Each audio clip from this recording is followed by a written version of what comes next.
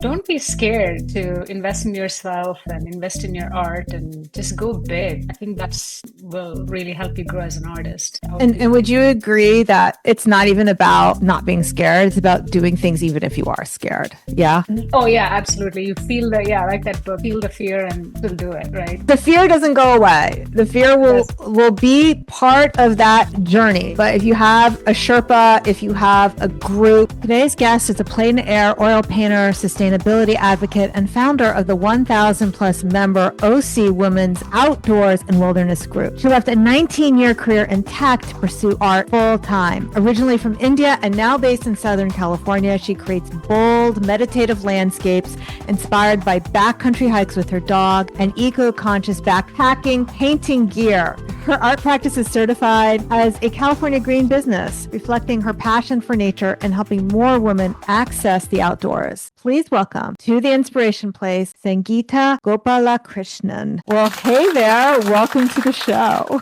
Thank you, Mary. I'm so excited to be here. I am so honored to work with you. I was just telling my team today, like I said, oh, I love her. We have the best clients. We have such good clients. And I especially like the current inner circle members. They're just like amazing. So thank you. It's my honor to like help you be your Sherpa. Are we going to use mountain climbing metaphors? I love that. Sherpa, you are the true Sherpa. Yeah. I am the Sherpa on this journey. You know what mountain you want to climb. I am just helping you climb higher than you imagined. Everything is like, working out really well. All your analogies and that's right. Let's go with that this whole time. Now, when you mountain climb with your groups, is it like serious, like rope? It's not rope climbing, right? No. We've done that, but that's rare. That's rare. I've done some training. I've taken courses for that, but no, I'm not a professional guide. I'm just inviting you to come on a trip with me. Everyone is responsible for their own safety and everything. Okay, but you don't recommend people do this on their own, right? It's safer with a guide. Yes. It's easier with a guide. I'm using the analogy with coaching as the guide. Absolutely. And even when I go solo trips, I always have my GPS, which is like the guide. It tells me where to go and it shows where I am. It brings safety and guidance the whole time. So so you're never by yourself. Okay. So let's take us back to the moment where you were standing at the bottom of this mountain and looking up and thinking, I need some help. So I want you to describe what your art business looked like then to paint a clear picture. Yeah. So like you said, I'd been an engineer for a long time. And last year I had a strong calling to leave that and just jump into this. And that person who had such strong conviction, I was that person at the base of the mountain and looked at the mountain peak and said, I can do it myself. That's what I was saying. And what I thought was all I need to do is take art classes to improve my skills so I can be a better artist at selling and just listen to artist interviews. That was my strategy. And I was just taking art classes and my professor said, okay, don't take any more classes because it'll ruin your style. So that was that. While listening to an artist interview that YouTube randomly suggested to me, which was one of your clients, Priya Gore. I love YouTube, by the way. That's the only TV station I have now. I'm not the only one. I read recently that YouTube has more watchers than Netflix. I believe that. Yeah. That's the only subscription I have right now, too. So right. Yeah. So YouTube just suggested this interview, maybe because we had a similar profile. She was an engineer and from India and female. And on that interview, I heard that she was in your program and she was talking about you. And I was like, what? That was the last thing I'd ever thought I need. Because all I was thinking was I just need to improve my art skills, become selling things. So then I started following you. I got onto social media and I, started getting your emails. And then I was more and more convinced that, there's a world out there. It's a whole new world. Where that you can be coached to sell art. And it made more and more sense to me. And then I finally decided to sign up to your bootcamp and rest is history. But I was in that position where I did not know that I needed it. And it was almost like the universe just brought me to this place. And now looking back, oh my God, I would have been completely lost if I had just gone down that, art class path and just listening to artist interviews and doing it on my own. Yeah. And you discovered me in the fall of 2024. Is that right? Yeah. So do you know how much money you made in 2024? Just to give people something to compare your success now to what your success was before. Oh, I was an engineer, so I didn't have a lot of time to sell, but I had one art show where I sold maybe $2,500 the whole Okay. year. So Yeah. before you found me, you had sold $2,500 period in art. That was Yeah. it. Okay. That was Great. it. Don't worry about the rest of 2024, but you do know how much you've made either since you've joined this program or this year, right? Yeah, I've made so far 13,000. 13,000. And we're recording this in July. Yeah. Okay. Yeah. So that's like That's pretty good. Yeah, pretty darn impressive. almost 10 times. Yeah. It's more than 10 times. Yeah, it's not more than 10 times, but yeah, it's pretty incredible just to even say that I was able to do it. Yeah, it's like, I mean, if you want to be specific, it's like 8 or 9 times, but what, Yes. for us nerdy engineers, you're like, actually, Yes, it's exactly. it's pi times or whatever, like 0.56. right Yeah. with a limit. All right. So yesterday we had a coaching call. We were chatting about some of the biggest changes that you've made. And I love to give the listeners like that kind of free advice of like what's worked for you so that they can see if they can make that apply for themselves. So we narrowed it down to like 3 big changes that you made. And the first one is about a big one. So let's talk about that. Yeah, just to remind people that I'd been a plein air painter. So I was painting outdoors these small paintings, 8 by 10, 8-inch by 10-inch, or in that vicinity. And the one advice that I got from Miriam is that go big, paint large, because those paintings are the ones that make the biggest impact. And I was very nervous making that switch, but once I did, it was amazing for me as an artist. First of all, because it was so fun to paint large. Secondly, I could see immediately how much impact it's making on collectors or even like art lovers just watching those paintings, because they stand out so much and they can really draw in a collector to art. And anywhere you go, you become like the talk of the party because your paintings stand out. She's the life of the party. So that's how I feel you can make the most impact among art collectors, by making them remember about you through your art. And big paintings do that. And let's expand it further, because what a lot of artists, especially if they are plein air artists like you, are thinking, oh, people only buy small paintings. Well, if you only make small paintings, that's all the option they have. That's number one. But tell me what happened at your most recent art show. First, tell me what the artist said, and then we'll talk about what the art buyers said. Yeah. Other artists first. Yeah, so there was positive and negative, feedback from the artists, because you could see the fear in artists that, oh, will these big paintings work? But then all the artists in that show, they showed up to see the big paintings. Oh, we came to see the big paintings because they're beautiful, they're big, and they're amazing. You're so bold to be doing it. I really want to do it, but I don't have the guts in me to do it. So that was the reaction from artists. So I could see the fear in people coming out, but they're also like excited. Oh, I might want to do this. And then all the art collectors who were there to buy it, they were asking, why aren't other artists doing it? Because these are the paintings that we want to stick on top of a fireplace, or we have these big spaces that we look for art. Most of the time we are collecting these tiny artworks to fill up that space. Why aren't more artists doing it? And my answer was, I don't know. They don't have Miriam. Yeah, exactly. I don't know. Well, the reason is because of fear. I mean, you said it. Yeah. They have fear. They have fear of taking up space, fear of asking a higher price, fear of being different than the other artists, because all the other artists had small paintings. So it's like it's the trifecta of fear. fear of being seen as too much. Yeah. And like, who do you think you are? So it's fear that keeps them from doing it. Because it was like a mix of fears. And I could also see myself like pulling, like when all these negativity from other artists, oh, should I just go back to small paintings? So yeah, but then I have to remind myself, hey, don't listen. Never should listen to other artists. It's the collectors who came through who said they want the big art.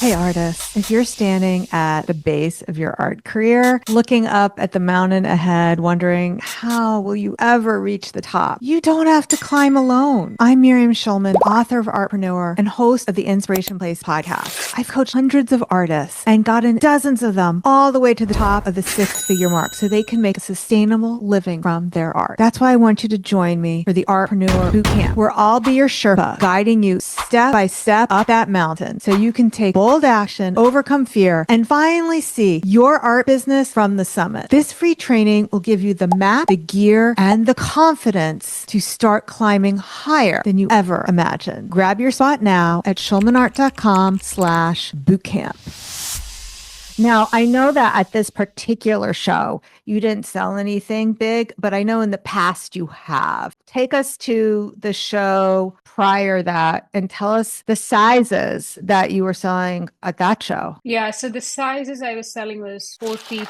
by 3 feet. Then there was a 3 feet by 2 feet paintings I sold, and 30-inch by 48-inch. Yeah, so that's like 2.5 feet by 4 feet. And the painting behind me, that's a 5 feet by 3 feet painting. But that was like everyone was quite drawn to it. I was thinking that would people have the money to invest in those? But they do. They showed up to that show, and there was one lady who showed up with the price that she saw on the website. Like, I want this. I'm convinced that that's what I want to do. Yeah. I also spoke to an artist yesterday. If you're listening, I'm not going to say her name out loud just because I don't have permission to, but who's not in the incubator, who's making $100,000 a year. And she's in Indianapolis. So for people who think this only works if you live in New York or only works if you live here or there, she lives in Indianapolis and she's selling paintings for $4,500, $6,000 because people want big paintings. That's what they want. Size does matter. Yeah. Most artists I know who are successful are making big artwork because it's just less sales. Yeah. And you're not chasing these collectors or art lovers who are just want to spend the $300 or $400. It's a lot of work, I realize. That's right. Chasing. Yeah. Yeah. Okay. So that's number one. All right. We're going to move to number two. And this one is about the FOMO email that you sent out. So that's kind of related to what we just finished talking about. So FOMO email. Let's talk about it. Yeah, so that's after I sold a lot of paintings, I decided to send out this email to my email subscribers saying, hey, you can't have these paintings because I sold them all. So I had like a really lot of reaction to that email. A lot of people replied, wow, all that. But the best part was people were emailing me after that, like a week after or 2 weeks after, hey, when is your next art show? We want to come to that. We love your art. And I saw that even on Instagram. I posted that, all the paintings that I sold. And initially I was also feeling a little, hey, is it bragging? Is it too much? But I decided to do it. And I got that subject line. That was like an idea from Miriam. So that really worked too. And those art collectors, they came to my last show and I sold paintings to the email subscribers who actually saw that email. So okay, wait. We just need to say that one more time slowly.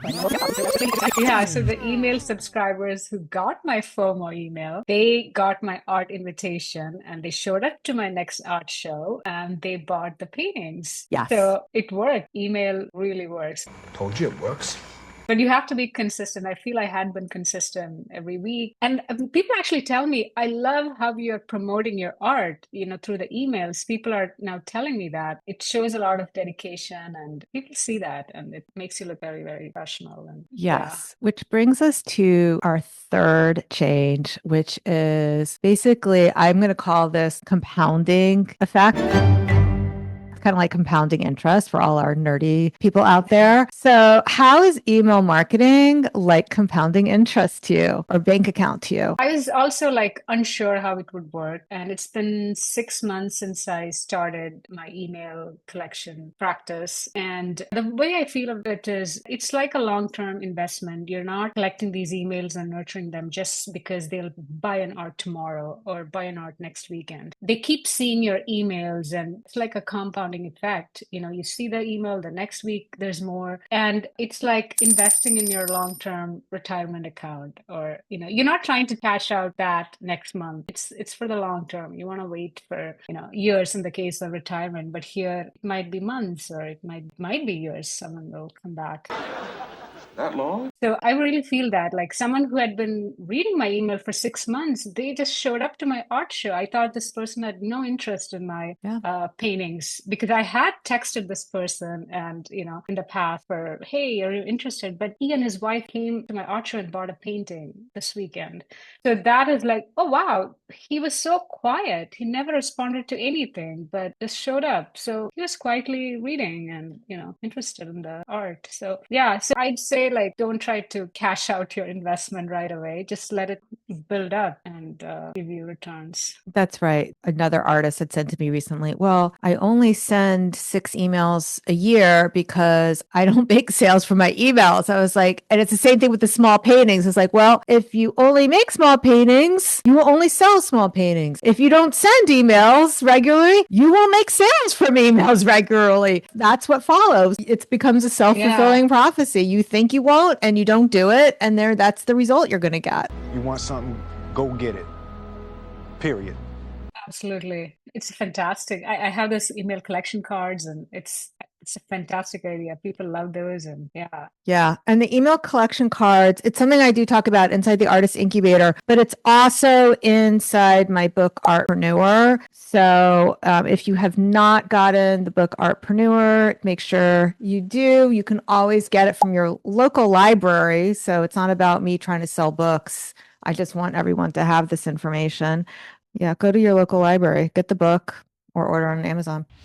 Hey artists, I want you to think of your art business as a mountain climb. If you try to scale it alone, you might struggle, slip, or even quit before reaching the peak. I'm Miriam Schulman, an artist for over 25 years and host of the Inspiration Place podcast and author of the book Artreneur. Now, if you want to climb a steep mountain with a spectacular view from the top, you need a guide. That's why I created the Artreneur Bootcamp. It's your climbing team, your rope line, and your safety net. In just a few days, you'll learn how to chart your course, avoid costly detours, and push past the fear that keeps so many artists stuck at base camp. If you're ready to climb higher, faster, and with more confidence, join us now, schulmanart.com/bootcamp.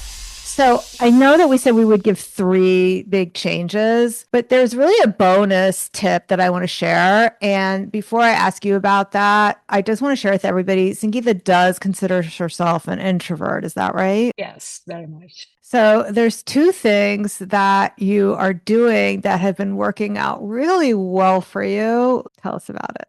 Yeah, so one is, so I'm a plein air painter, and my preferred way of plein air painting is go into the wilderness, remote wilderness, and paint the mountains and all the scenes. But I've been trying to do more in public places, like, like a beach, looking at a sunset, trying to build up that courage to do it. And one of the ideas from Miriam was to like, hey, if you're out in public, why don't you set up small paintings for people to see and, say that I'm an artist and maybe collect. And I've been doing that more and more. And it's incredible how much people love connecting with an artist who's actually working and they can see the paintings being made in front of them. And I've collected so many emails and I've sold paintings while painting because I had these small paintings set up next to me. So that is like a great, great thing as a plein air painter. It's amazing. The other thing is, like I was saying, like while email is like a long-term investment, I feel art shows are like those instant ways of connecting and, maybe sell art